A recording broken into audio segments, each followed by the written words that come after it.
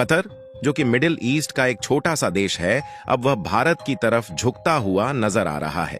और वह दोबारा से भारत के साथ अपने रिलेशंस को मजबूत करना चाहता है। क्योंकि एक तरफ जहां कतर ने भारत के 8 पूर्व नेवी ऑफिसर्स, जिनको कुछ महीने पहले कतर सरकार की तरफ से फांसी की सजा सुनाई गई थी, उनकी रिहाई करने का फैसला लिया, वहीं दूसरी तरफ भारत को दोबारा से नेचुरल गैस देने के लिए तैयार हो गया है। अगर भारत के नेवी ऑफिसर को फांसी देने की बात की जाए तो इनका जुर्म केवल इतना था कि इन्होंने एक सीक्रेट सबमरीन के डाटा को लीक करके इजराइल को भेजा था, जिसकी डील कतर और पाकिस्तान के बीच फाइनल हुई थी। वैसे तो इन 8 नेवी ऑफिसरों की सजा माफ होने की कोई उम्मीद नहीं थी, लेकिन भारत ने कतर के ऊपर कुछ ऐसे शिकंजे लगाए जिससे कतर भारत के इन 8 नेवी ऑफिसर को छोड़ने पर मजबूर हो चला। पूरी अपडेट क्या है इस वीडियो में समझते हैं, लेकिन वीडियो में आगे बढ़ने से पहले भारत ने कतर में फांसी की सजा पाने वाले 8 नेवी ऑफिसर को छुड़ाने में कामयाबी हासिल की है। उसके लिए वीडियो को एक लाइक करके चैनल को सब्सक्राइब जरूर कीजिएगा। देखिए, कतर मिडिल ईस्ट का एक छोटा सा देश है, लेकिन इसके बावजूद भी भारत और कतर के रिलेशंस काफी अच्छे रहे हैं, जिसमें हम अपनी जरूरतों का 48% LNG यानी कि नेचुरल गैस अकेले कतर से इंपोर्ट करते थे। यानी कि देखा जाए तो भारत नेचुरल गैस इंपोर्ट के लिए कतर पर काफी ज्यादा डिपेंडेंट था, जिसमें भारत की जानी मानी कंपनी पेट्रोनेट LNG ने कतर के साथ गैस इंपोर्ट के लिए एक लॉन्ग टर्म एग्रीमेंट किया था, जहां हर साल कतर से भारत में 8.5 मिलियन टन नेचुरल गैस को भारत में इंपोर्ट किया जाता था। लेकिन इसी बीच यानी कि पिछले साल 2023 के अक्टूबर महीने में भारत और कतर के बीच कुछ तनातनी हो गई, क्योंकि भारत के जो 8 एक्स नेवी ऑफिसर्स कतर में मौजूद थे, उनको डेथ पेनल्टी की सजा कतर सरकार की तरफ से सुनाई जाती है। और इन ऑफिसर्स पर इल्जाम केवल इतना था कि इन्होंने एक सीक्रेट सबमरीन, जिसकी डील पाकिस्तान और कतर के बीच फाइनल की गई थी, उसकी जानकारी इजराइल को दे दिया था। इसके बाद भारत ने कतर सरकार से इन नेवी ऑफिसरों को रिहा करने की अपील भी की, लेकिन कतर सरकार की तरफ से भारत के द्वारा भेजी गई इस अपील को रिजेक्ट कर दिया जाता है और कतर सरकार इन नेवी ऑफिसरों को छोड़ने के लिए तैयार नहीं थी, जिसके कारण जो इसके पहले भारत और कतर के रिलेशंस कई सालों से बने हुए थे, यहीं से इनके बीच दरार आना शुरू हो जाती है, जिसके कारण भारत और कतर के बीच का बायलैटरल ट्रेड डिस्टर्ब हो जाता है, जिसमें कतर से भारत में इंपोर्ट की जाने वाली नेचुरल गैस को भारत की तरफ से बंद कर दिया जाता है। लेकिन नेचुरल गैस के इंपोर्ट को बंद करने से भारत में भी कई दिक्कतों का सामना करना पड़ता है, क्योंकि भारत अपनी नेचुरल गैस की जरूरत के लिए मेनली कतर पर ही डिपेंडेंट था। हालांकि इसके अलावा अमेरिका, UAE और ओमान जैसे कंट्रीज से नेचुरल गैस इंपोर्ट की जाती थी, लेकिन नेचुरल गैस का 48% हिस्सा केवल कतर से ही इंपोर्ट होता था।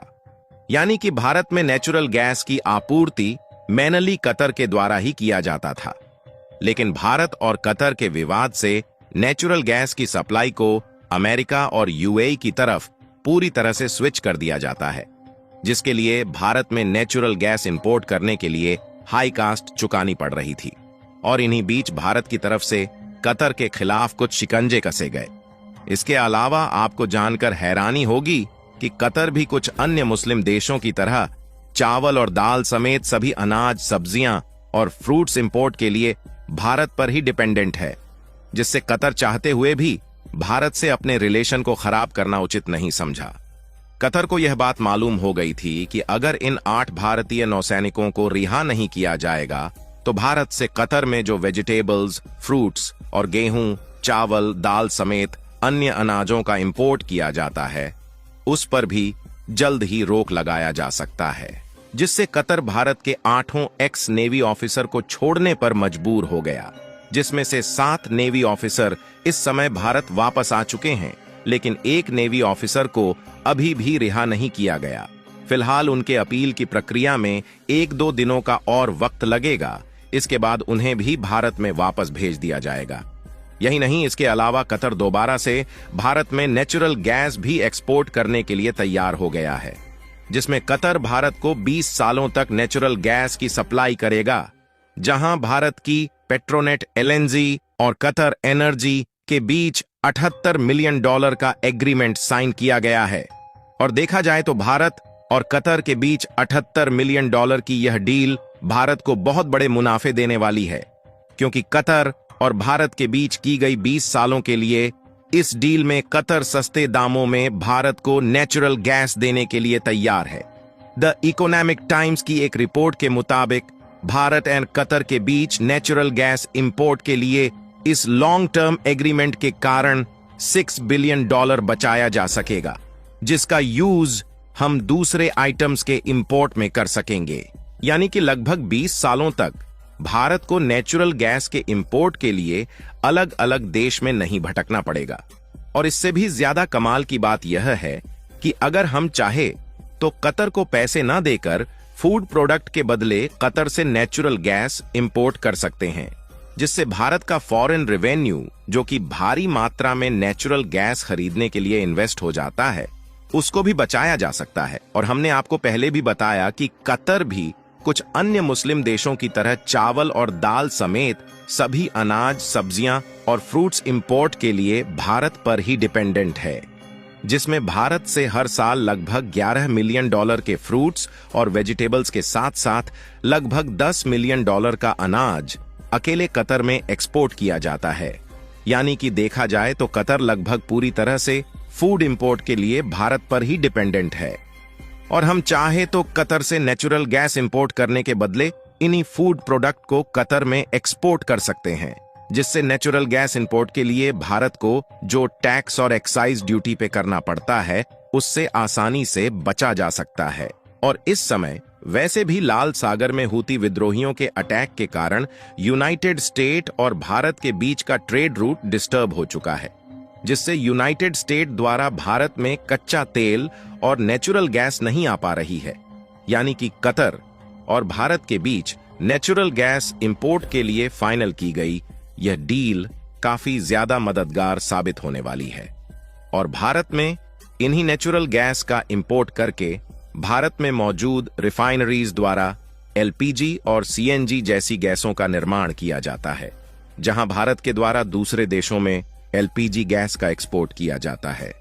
जिससे आने वाले समय में कतर से नेचुरल गैस इंपोर्ट करके रिफाइनरीज द्वारा एलपीजी में कन्वर्ट करके दूसरे देशों में बेचकर भारी भरकम मात्रा में मुनाफा कमाया जा सकता है। और देखा जाए तो ऑलरेडी भारत से श्रीलंका, नेपाल और भूटान जैसे पड़ोसी देशों में एलपीजी का एक्सपोर्ट किया जाता है।